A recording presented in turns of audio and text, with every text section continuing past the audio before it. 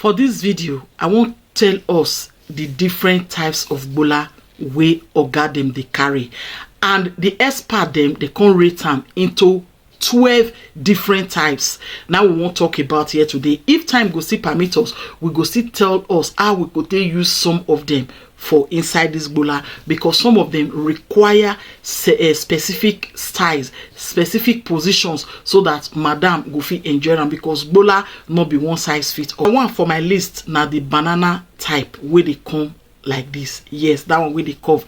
Yes, and the second one for my list can be the cucumber. For all these ones where I go name here today, if you not can't see the one where your own belong to, you go no say now the cucumber type now you get. We can't get the circumcised one, we can't get the uncircumcised one, we can't get the pepper. The pepper now these ones will be say then just short, they just did there. But if madam sabi use now one of the best gbola, now be that one. They will constantly get the grower. This grower they surprise a lot of madam there.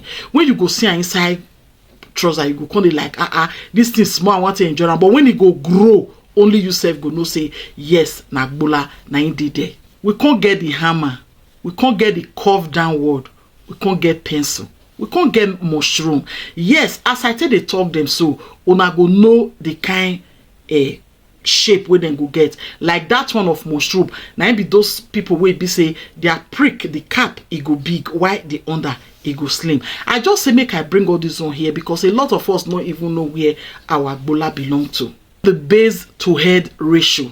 Yes, we get the shower, then we can still get the straight, still get the C shape. All these 12 of types of gbola where I name, so one or two of them then they carry them.